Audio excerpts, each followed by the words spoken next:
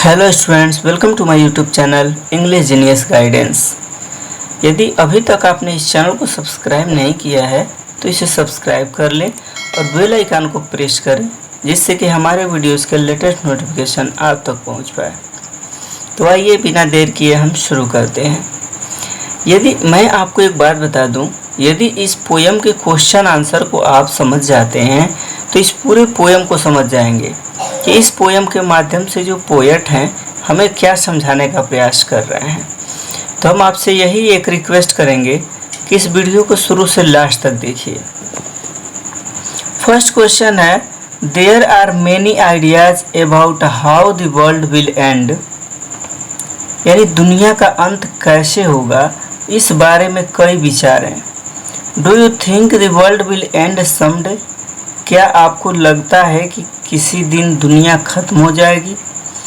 Have you ever thought what had happened if the sun got so hot that it burst और grieve colder and colder, क्या आपने कभी सोचा है कि अगर सूरज इतना गर्म हो जाए कि वह फट जाए या ठंडा और ठंडा हो जाए तो क्या होगा? इसका आंसर है, there are many ideas about how the world will end, यानी संसार का अंत कैसे होगा इसके बारे में कई विचार हैं। The poet feels that the world will one day be consumed by access of fire, यानी कवि को लगता है कि दुनिया एक दिन आग की अधिकता से भस्म हो जाएगी। किससे? आग की अधिकता से, excess of fire. But the end of twist even ice could destroy the world, लेकिन कवि का यह भी मानना है कि अगर दुनिया का दो बार अंत हो जाए तो बर्फ भी दुनिया को तबाह कर सकती है, यानी दोबारा यदि पृथ्वी को मरना पड़े तो बर्फ भी उसको तबाह कर सकती है। And there was sufficient ice for this, और इसके लिए पर्याप्त बर्फ भी थी, इसके लिए पर्याप्त बर्फ थी। If the sun got so hot that is burst और ग्रीव कोल्डर एंड कोल्डर, अगर सूरज इतना गर्म हो गया कि वह फट गया या ठंडा और ठंडा हो गया,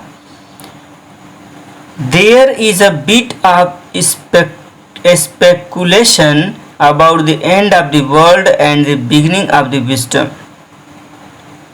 तो दुनिया के अंत और ज्ञान की शुरुआत के बारे में कुछ अटकलें हैं। इसका सेकंड क्वेश्चन है, for Frost what do fire and ice stand for, यानी फ्रॉस्ट के लिए आग और बर्फ का क्या अर्थ है?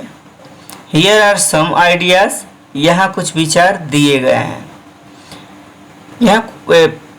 यहाँ कुछ वर्ड आप देख पा रहे हैं, ग्रीड, एवराइज, क्रूएल्टी, लस्ट, कन्फ्लिक्ट, फरी, intolerance, rigidity, insensitivity, coldness, indifference और हैट्रेड, यानी कवि का मतलब यहाँ कुछ शब्द दिया हुआ है। इसी शब्द में से आपको फाइंड आउट करना है फायर एंड आइस, फायर का क्या मतलब है और आइस का क्या मतलब है, जो पोएट हमें समझाना चाहते हैं।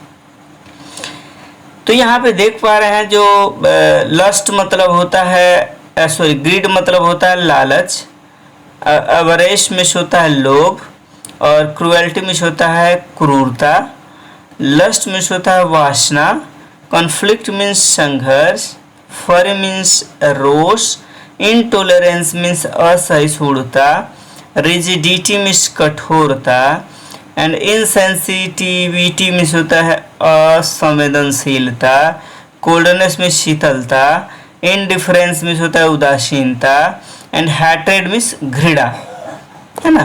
तो इन शब्दों से कभी हमें समझाना चाहता है फायर एंड आइस के बारे में। तो आंसर इसका है, for Frost fire stand for hatred, conflict, फरी, एवरिश एंड ग्रीड। फ्रॉस्ट के लिए अग्नि का अर्थ है घृणा, संघर्ष, रोष, लोभ और लालच। For frost ice stands for lust, rigidity, intolerance, insensitivity, coldness, indifferent, यानी फ्रॉस्ट के लिए बर्फ का अर्थ है वासना, कठोरता, असहिष्णुता, असंवेदनशीलता, शीतलता, उदासीनता। इसका क्वेश्चन नंबर 3 है, what is the rhyme scheme of the poem? कविता योजना क्या है? How does it help in bringing out the contrasting idea in the poem? यह कविता में विपरीत विचारों को सामने लाने में कैसे मदद करता है? इसका आंसर है, the rhyme scheme of the poem is A B A, यानी कविता की तुक योजना अबा है। This poem of Frost is of dry eyed expectance of both passions, love and hate in their most destructive form. यानी फ्रॉस्ट की यह कविता दोनों जुनून यानी प्यार और नफरत को उनके सबसे विनाशकारी रूप में शुष्क आंखों की स्वीकृति की है। The contrasting idea are convey in a clear, vivid and epigrammatic manner,